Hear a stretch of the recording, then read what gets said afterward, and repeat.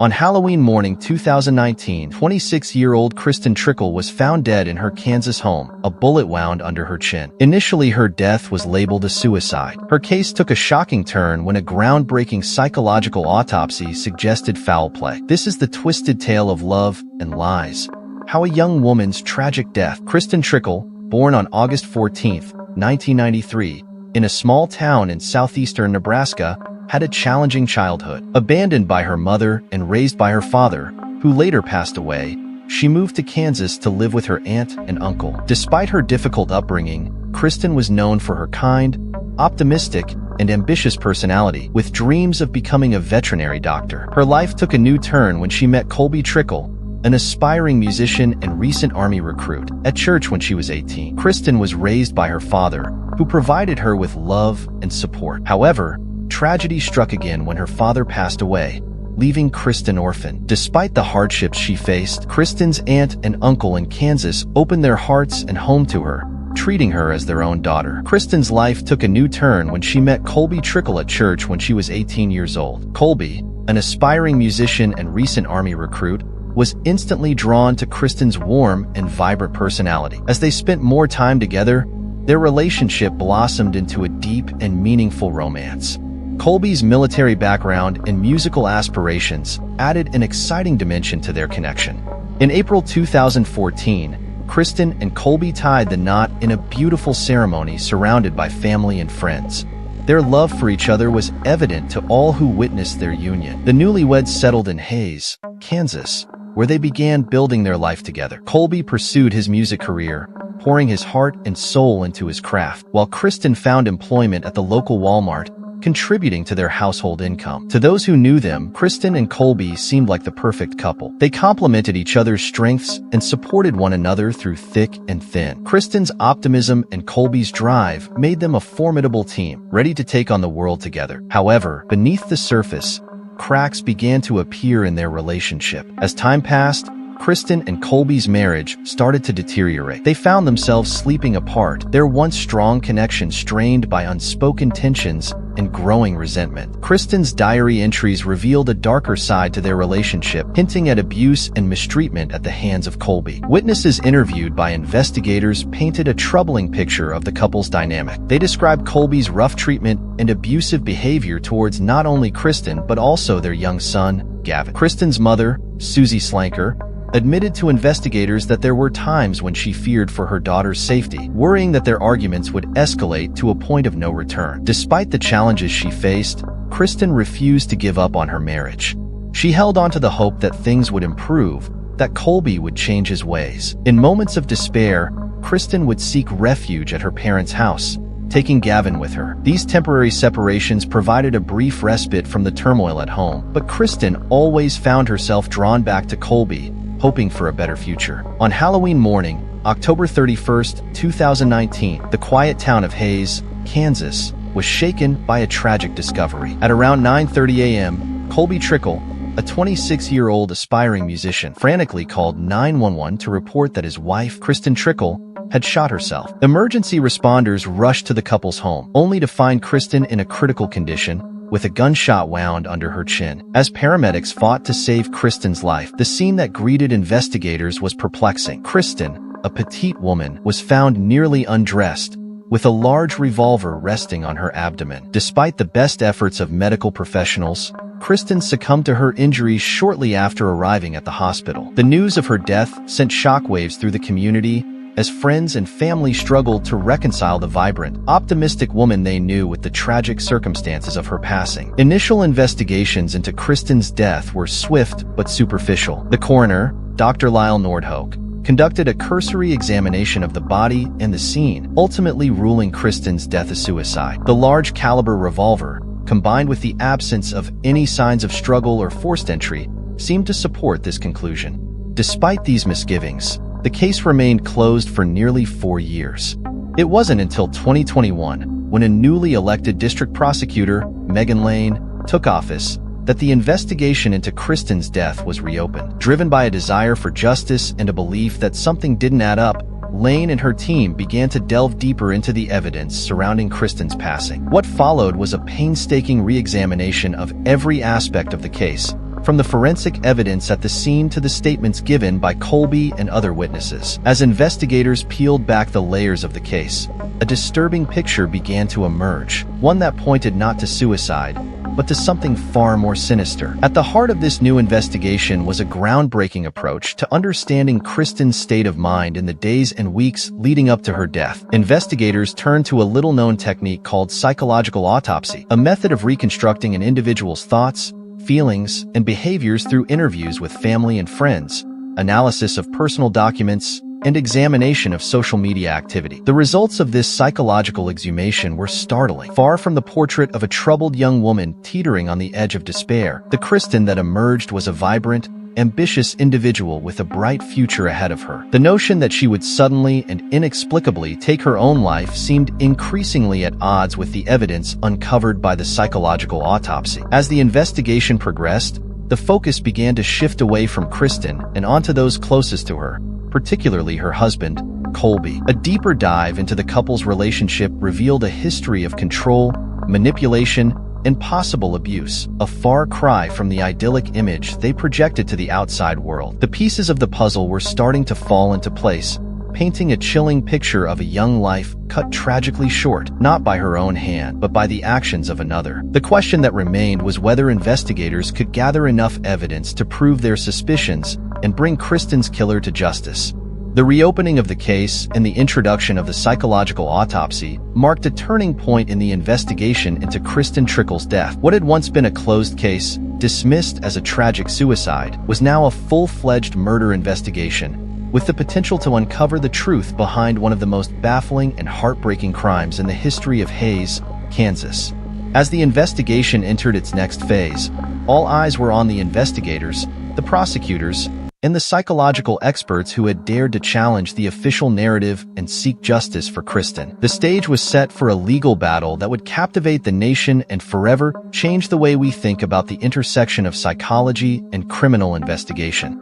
As the news of Kristen Trickle's death spread through the tight-knit community of Hays, Kansas, investigators were already hard at work trying to piece together the events that led to her tragic demise. The initial investigation, led by the local police department and the county coroner's office, focused primarily on the physical evidence found at the scene and the statements provided by Colby Trickle, Kristen's husband and the person who had discovered her body. The scene itself presented a perplexing picture. Kristen, a petite woman, was found nearly undressed, with a large revolver resting on her abdomen. The weapon, a Colt Python .357 Magnum, seemed an unlikely choice for suicide, given its size and weight. Moreover, Kristen's alarm clock was still ringing, suggesting she had plans for the day ahead. These details, while seemingly insignificant on their own, would later prove crucial in challenging the initial ruling of suicide. Colby Trickle, the man who had called 911 to report his wife's death, was the primary focus of the initial investigation.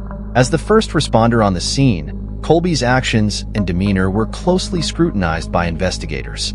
According to police reports, Colby appeared relatively calm and composed, given the horrific nature of his discovery. He cooperated with investigators, providing a detailed account of the events leading up to Kristen's death. In his statement, Colby claimed that he had woken up that morning to find Kristen missing from their bed. He said he had searched the house, eventually discovering her in the living room, where she had apparently shot herself. Colby maintained that he had no idea why Kristen would take her own life, describing her as a happy, well-adjusted person with no history of mental health issues. Despite the inconsistencies in Colby's story and the unusual circumstances surrounding Kristen's death, investigators initially accepted his version of events. The coroner, Dr. Lyle Nordhoek, conducted a cursory examination of the body and the scene, ultimately ruling Kristen's death a suicide. The large-caliber revolver, combined with the absence of any signs of struggle or forced entry, seemed to support this conclusion. However, not everyone was convinced by the official narrative. Kristen's family, particularly her mother, Susie Slanker, found it hard to believe that her daughter would take her own life. Kristen, a devout Christian with a zest for life and big dreams for the future, had never shown any signs of depression or suicidal tendencies. Susie and other family members repeatedly urged investigators to look more closely at the case, but their pleas fell on deaf ears. As the initial investigation wound down, questions began to emerge about Colby Trickle's behavior in the aftermath of his wife's death. Rather than exhibiting the expected grief and sorrow, Colby seemed to move on with his life relatively quickly. He made significant purchases, including a life-size sex doll, video games, and musical equipment, using the money from Kristen's life insurance payout. These actions, while not necessarily indicative of guilt, raised eyebrows among those who knew the couple. Suspicions were further aroused when it came to light that Colby had taken out 2 life insurance policies on Kristen, totaling over $120,000. For a young couple just starting out in life, this seemed an unusually high amount. Coupled with Colby's inconsistent statements to investigators and his apparent lack of emotion, doubts began to grow about the true nature of Kristen's death. Despite these red flags, the initial investigation into Kristen Trickle's death was closed relatively quickly. The coroner's ruling of suicide, combined with the lack of any obvious signs of foul play, meant that the case was considered resolved. For Kristen's family, however, the fight for justice was just beginning. Over the next 4 years, Susie Slanker and other family members continued to press for a deeper investigation into Kristen's death. They hired private investigators, lobbied local officials, and even reached out to national media outlets in an effort to keep the case in the public eye.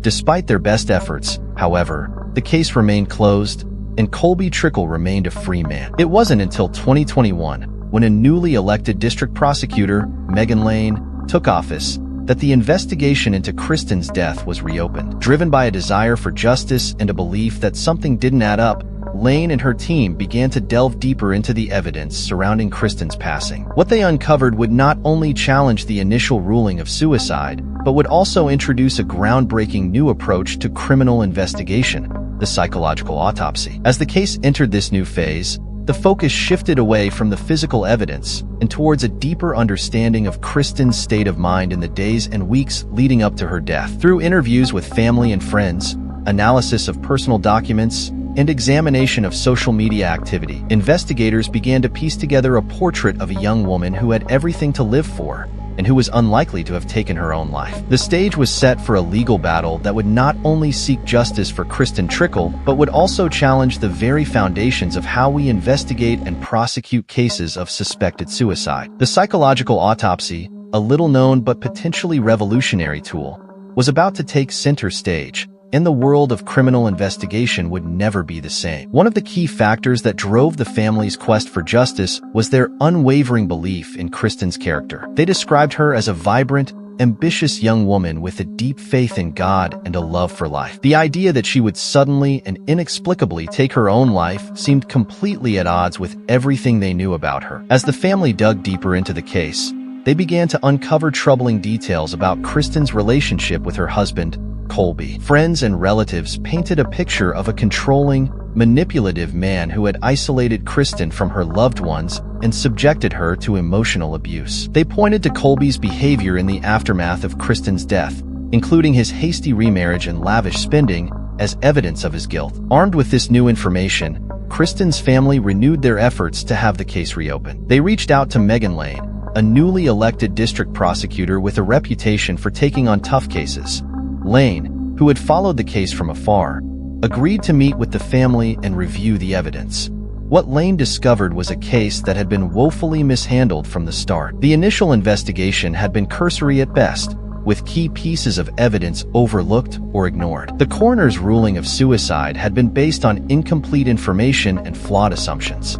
And perhaps most disturbingly, there were signs that Colby Trickle had used his influence and connections to steer the investigation away from himself. Convinced that there was more to the story than met the eye, Lane made the decision to reopen the case in 2021. She assembled a team of experienced investigators and forensic experts, including Dr. Shaibani, a renowned psychologist with expertise in psychological autopsies. Together, they began the painstaking process of re-examining every aspect of the case, from the physical evidence at the scene to the statements given by witnesses and family members. They interviewed Kristen's friends and co-workers, pored over her social media accounts and personal writings, and even conducted experiments to test the plausibility of the suicide scenario. As they dug deeper, a disturbing picture began to emerge. The evidence suggested that Kristen had been planning for the future, with no indication that she was contemplating suicide. Her diary entries and text messages revealed a woman who was struggling in her marriage, but who remained hopeful and determined to build a better life for herself. Perhaps most significantly, the team uncovered evidence that Colby had been engaged in a pattern of deception and manipulation that stretched back years. They discovered that he had lied about his military service, his financial situation, and even his identity. He had taken out multiple life insurance policies on Kristen, some without her knowledge, and had stood to gain a substantial sum in the event of her death. As the new investigation progressed, the focus shifted squarely onto Colby Trickle. Investigators began to build a case that he had murdered his wife and staged the scene to look like a suicide. They pointed to inconsistencies in his story, his lack of emotion in the aftermath of Kristen's death, and his suspicious financial dealings as evidence of his guilt. In a stunning turn of events, Colby was arrested and charged with first-degree murder in September 2021. The news sent shockwaves through the community and made national headlines, with many hailing it as a triumph of justice and a testament to the power of perseverance. For Kristen's family, the arrest was a bittersweet moment. While they were grateful that the truth had finally come to light, they knew that nothing could bring back their beloved daughter and sister. They vowed to continue fighting for justice and to honor Kristen's memory by working to prevent similar tragedies from happening to others. As the case against Colby Trickle moved forward, all eyes were on the upcoming trial. Prosecutors knew that they would face an uphill battle, given the lack of physical evidence and the passage of time. But they remained confident that the truth would prevail and that justice would be served for Kristen Trickle. The reopening of the case marked a turning point not just for Kristen's family, but for the entire field of forensic investigation. It demonstrated the power of new techniques like psychological autopsies to uncover the truth and bring criminals to justice. And it served as a reminder that no case is ever truly closed until justice has been served. As the case against Colby Trickle moved forward, prosecutors knew they faced an uphill battle. The lack of physical evidence and the passage of time meant that they would need to rely on other means to prove their case. That's where the psychological autopsy came in. A psychological autopsy is a procedure that seeks to reconstruct an individual's state of mind at the time of their death. It involves a comprehensive analysis of the person's life history, personality, behavior patterns, and significant events leading up to their demise. The goal is to understand the psychological factors that may have contributed to the person's death and to determine whether it was a result of suicide, homicide, or an accident. In Kristen Trickle's case, the psychological autopsy was conducted by Dr. Shaibani, a renowned forensic psychologist with extensive experience in the field. Dr. Shaibani and his team began by gathering all available information about Kristen's life, including her medical and mental health records, personal writings, social media posts, and interviews with family, friends, and colleagues. Through this process, a detailed picture of Kristen's personality and emotional state began to emerge. Friends and family described her as a kind, caring, and deeply religious person who had a strong sense of purpose and a desire to help others. She was known for her infectious smile, her positive attitude, and her unwavering faith in God. However, the psychological autopsy also revealed that Kristen had been struggling in her marriage to Colby. Friends reported that she had confided in them about Colby's controlling and manipulative behavior, his financial irresponsibility, and his emotional abuse. Kristen's diary entries and text messages painted a picture of a woman who was deeply unhappy in her marriage, but who remained committed to making it work for the sake of her faith and her family. Perhaps most significantly, the psychological autopsy found no evidence that Kristen was suicidal or had any history of mental illness. Her social media posts in the days leading up to her death were positive and forward-looking, with no indication that she was planning to take her own life. In fact, Kristen had recently started a new job and was excited about the future. Dr. Shaibani and his team also analyzed the crime scene photos and autopsy reports, looking for any inconsistencies or red flags.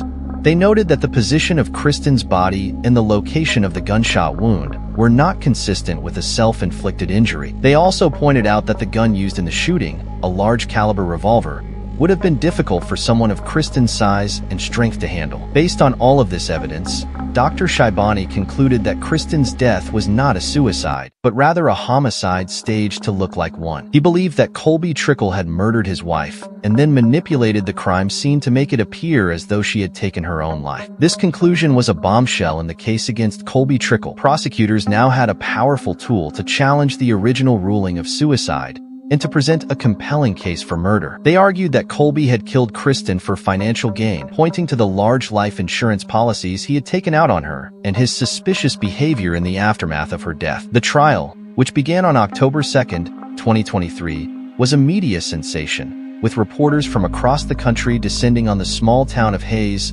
Kansas, to cover the proceedings.